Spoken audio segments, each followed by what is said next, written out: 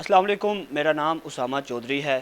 ناظرین، میں موجود ہوں آستانہ عالیہ شیر ربانی شرک پور شریف میں، اور میرے ساتھ ممبر پنجاب اسمبلی میاں جلیل احمد شرک پوری صاحب موجود ہیں۔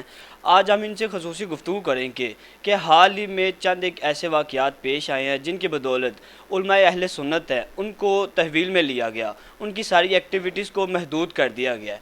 ہم ان سے بات کرتے ہیں اور تمام حقائق جانتے ہیں۔ السلام علیکم میاں صاحب۔ جی وعلیکم السلام۔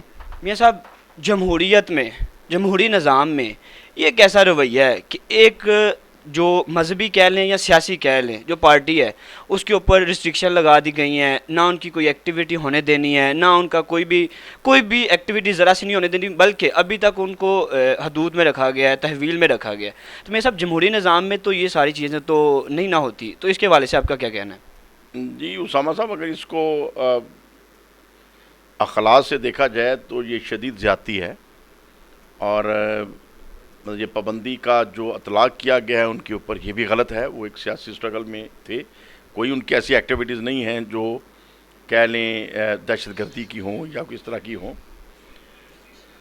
ہاں البتہ جو چند ایک واقعات ہوئے، ایسے واقعات تو ہر جماعت کر رہی ہے، اگرچہ یہ چیزیں غلط ہیں، چوک چوراہے بند کرنا، لیکن کیا مسلم لیگ نے کبھی چوک چوراہے بند نہیں کیے؟ کیا تحریک انصاف نے نہیں کیے؟ کیا پیپلز پارٹی نے نہیں کیے؟ جب محترمہ بے نظیر صاحبہ دنیا سے گئی ہیں تو پورا ملک 3 دن سیل رہا ہے، اور ریل کی پٹریاں کھیڑ دی گئیں، بینک لوٹ لیے گئے، پیٹرول پمپوں کو آگ لگا دی، دکانوں کو آگ لگا دی۔ اس وقت تو پیپلز پارٹی پہ پابندی نہیں لگی۔ یہ سب یہ جمہوریت کا حسن ہوتا ہے کہ لوگوں کو آزادی رائے ہو، وہ اپنی بات کو آگے پھیلا سکیں، لیکن یہ کیا کہ ایک مخصوص طبقے کو کیا صرف مذہب کی بنیاد پہ ایسا کیا جا رہا ہے کہ جی ہم جو اسلامائزیشن کہہ لیں کہ جی اسلامائزیشن کو پروموٹ نہیں ہونے دینا؟ کیا یہ ایک انٹرنیشنل لوبی کے تحت بھی ہو سکتا ہے کہ جی اسلامک جو پوائنٹ آف ویوز ہیں ان کو سامنے نہیں آنے دینا؟ جی اصل میں ہمارے اداروں کے اندر اور ہمارے سیاستدانوں کے اندر ایسے لوگ موجود ہیں جو ذہنی طور پہ مروب ہیں اور جن کے کنیکشن کہیں نہ کہیں اور ہیں، اگرچہ وہ لیڈرشپ کو سمجھ نہیں بعض دفعہ آتی، اور وہ وہاں سے لائن لے کے آگے بات کرتے ہیں۔ تو مذہبی لوگوں سے تو یورپ اور امریکہ خائف ہے، ان کو سمجھ ہے کہ یہ کتنی بڑی طاقت ہے۔ تو اسی لیے میری جو کوششیں تھیں شروع سے اتحاد اہل سنت کے لیے کہ ہم اپنی طاقت کو بڑھائیں، اور علامہ خاتم صاحب رضوی رحمۃ اللہ علیہ نے جو موومنٹ چلائی، جس کے لیے ہر آسانے سے اور تمام لوگوں نے اس کا کہہ لیں بڑھ چڑھ کے ساتھ دیا، اور بطور خاص اہل سنت کے جو نوجوان تھے وہ بہت زیادہ اس میں ایکٹیو ہوئے۔ تو اگر تمام جو اہل سنت کی سیاسی جماعتیں ہیں وہ بھی مل جاتی تو ایک جینون پاور بن جاتی، لیکن اتفاق سے ایسا نہیں ہو سکا۔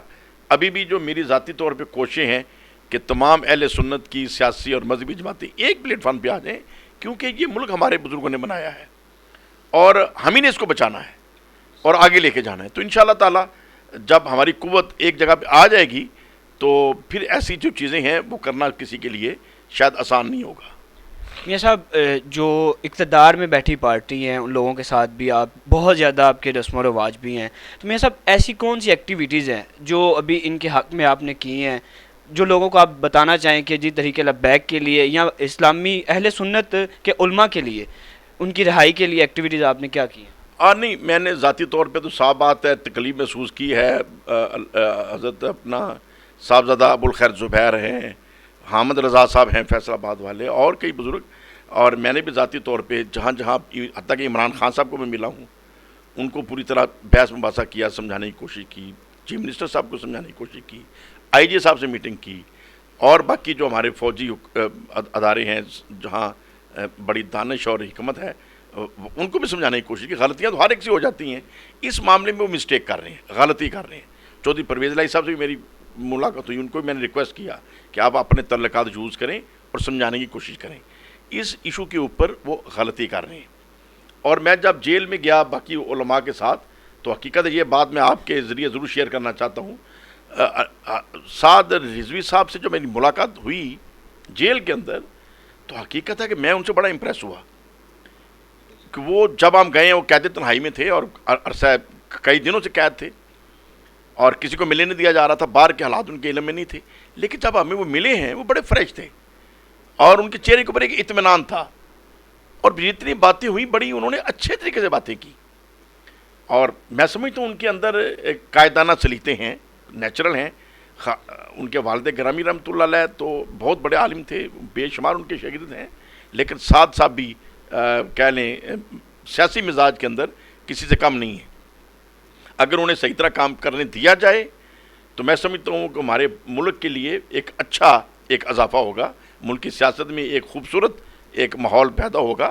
ہاں، جو چوک چوراہے بند کرنے والی سیاست ہے، میں تو تحریک انصاف چوک چوراہے بند کرتی رہی، اس کے بھی خلاف تھا. مسلم لیگ بند کرتی رہی، اس کے بھی خلاف تھا.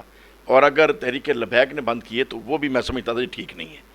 چوک چوراہے بند کرنا شرع شریعت میں ہماری دین کے اندر کسی صورت یہ اجازت نہیں ہے کہ اس نے ہاسپٹل جانا ہے تو اس کو ہاسپٹل نہ جانے دیں. یہ غریب آدمی نے بچی کی شادی کرنی ہے تو اس کی شادی ہم روک دیں. وہ اپنی بیچارہ بچوں کی روٹی کے لیے دیہڑی لگانے جا رہے تھے، اس کو نہ لگانے دیں. تو یہ ایک ایلیمنٹ ہے، لیکن وہ دلیل یہ دی جاتی ہے عام نوجوانوں کی طرف سے کہ جی اس کے بغیر بات ہی کو نہیں سنتا. تو یہ ایک رواج آخر ہمارے سیاستدانوں نے غلط بنایا ہے کہ جب تک چوک بند نہیں کرے گا بات نہیں سنے گا. تو چوک بند کرنا تو کوئی دہشت گردی تو نہیں ہے، غلطی ضرور ہے، دہشت گردی تو نہیں ہے. تو اس کے ان اقدامات کے اوپر پابندی لگا دینا یہ تو سراسر زیادتی ہے. میاں صاحب، تو آخر میں میرا یہ سوال ہے کہ اس کا کیا سلوشن ہے؟ اداروں کو کیا سجیشن آپ دینا چاہتے ہیں کہ کس طرح اس بات کے اوپر پیچ اپ کیا جا سکتا ہے کہ ان کی جو سیاسی ایکٹیویٹیز ہیں ان کو بھی جاری رکھنے دیا جائے، اور دوسری طرف آپ تحریک لبیک کے جو ان کے لیڈرشپ ہے ان کو کیا میسیج دینا چاہتے ہیں کہ وہ کس طرح اپنی ایکٹیویٹیز کو رکھیں کہ اداروں کو بھی اس سے کوئی مسئلہ نہ ہو، اور دوسری طرف ادارے بھی ہیں جو ان کو بھی تحریک لبیک کی طرف سے کوئی مسئلہ نہ ہو، اور ان کے اوپر جو ریسٹرکشنز ہیں ان کو ختم کر دیا جائے؟ دیکھیں، ایک تو میں نے تمام مشائخ علماء کو کل جہاں جہاں میں پیغام دے سکا، میں نے چونکہ ہم نے 6 ستمبر کو ایک اتحاد اہل سنت کی فائنل میٹنگ رکھی ہوئی تھی، پورے ملک سے بزرگ آ رہے تھے، اور اس میں یہ فیصلہ تھا کہ آل پاکستان سنی کانفرنس کا ہم اعلان کریں گے، اور ہر ضلع کے اندر سنی کانفرنس کی موومنٹ جو چلائیں گے، اور فروری کے اینڈ میں یہ کانفرنس انشاءاللہ تعالی ہوگی. اور یہ پاکستان کی تاریخ میں ایک نیا انشاءاللہ تعالی یہ ہوگا کہ جب ہر ضلع سے اہل سنت کے قافلے نکلیں گے تو وہ چیز ایک نئی چیز ہوگی. لیکن یہ کرونا وبا کی وجہ سے جو پابندیاں لگی ہیں اور جس میں احتیاط کرنی بھی چاہیے، تو وہ پھر ہمیں ملتوی کرنا پڑا بزرگوں کے مشورے سے. لیکن پھر میں نے اپنی طرف سے تمام مشائخ اور علماء کو ساتھ یہ میسیج دیا ہے کہ آج جمعے کے اجتماعات جو ہوئے ہیں اس میں ہمیں ساتھ رضوی صاحب کے لیے اور باقی علماء کے لیے آواز اٹھانی چاہیے کہ ان کے ساتھ جو زیادتی ہو رہی ہے یہ حکومت زیادتی کرنی بند کرے، اور ان کو نارمل طریقے سے پولیٹکس میں آنے دیں، ان کو کام کرنے دیں، اور وہ اپنی بات جو ان کا جو مشن ہے، جو منشور ہے، اس کو آسان طریقے سے لوگوں کے سامنے رکھیں، اور جس طریقے سے باقی سیاسی پارٹیاں کام کر رہی ہیں وہ بھی باوقار طریقے سے کام کریں. میاں صاحب، بس آخر میں میرا ایک سوال ہے. میاں صاحب، تحریک انصاف نے پچھلے ٹنیور میں، مسلم لیگ نون کے ٹنیور میں تقریباً 3 سال کا عرصہ دھرنا دیا ہے، اور وہ بیٹھ رہے ہیں، انہوں نے چوک بھی بند کیے، چوراہے بھی بند کیے، لیکن گورنمنٹ کی طرف سے یا اداروں کی طرف سے ایسی ریسٹرکشن نہیں آئی کہ لیڈرشپ کو پکڑ کے جیلوں میں ڈال دیا جائے یا ان کی سیاسی جو ایکٹیویٹیز ہیں ان کو بند کر دیا جائے، بلکہ ان کو تو میڈیا کے اوپر بھی بہت زیادہ دکھایا گیا، اور اس وقت تحریک انصاف بہت زیادہ اس کو پاور ملی. تو دوسری جانب میاں صاحب یہ کیسا رویہ ہے کہ اب دوسری جانب بھی ایک پارٹی کہہ رہی ہے اس کے لیے ریسٹرکشن بھی لگا دیں؟ کیا اندر کوئی اور بات ہے یا کوئی اور چیزیں ہیں جس کی وجہ سے تحریک لبیک کے اوپر یہ ریسٹرکشن ہے؟ یہی دلیل تو میں نے خان صاحب کے سامنے رکھی، اور یہی دلیل میں نے اداروں کے سامنے رکھی کہ یہ چیز تو پاکستان کا رواج بن گیا ہے، اگرچہ غلط رواج ہے. میں تو تحریک انصاف کے کسی دھرنے میں بھی شامل نہیں ہوا، حالانکہ میں تحریک انصاف کا ممبر تھا، لیکن میں اس کے خلاف تھا، اور میں سمجھتا تھا خان صاحب غلطی کر رہے ہیں، اپنی بات کرنی چاہیے. خان صاحب کا مین ایشو کیا تھا کہ الیکشن میں دھاندلی ہوئی ہے، جو کہ ہوئی تھی. کہتے تھے 4 حلقے کھول دیں، ایگزامپل کے طور پہ کھول دینے چاہیے تھے. میاں نواز شریف صاحب کیوں نہیں کھول رہے تھے؟ غلطی تھی ان کی، کیوں نہیں کھولتے تھے؟ اور نہیں کھول رہے تو عدالتوں میں جانا چاہیے، اور اگر عدالتیں بھی انصاف نہ دیں تو پھر صبر کرنا چاہیے. لیکن چوک چوراہے بند کرنا کو ٹھیک نہیں تھا.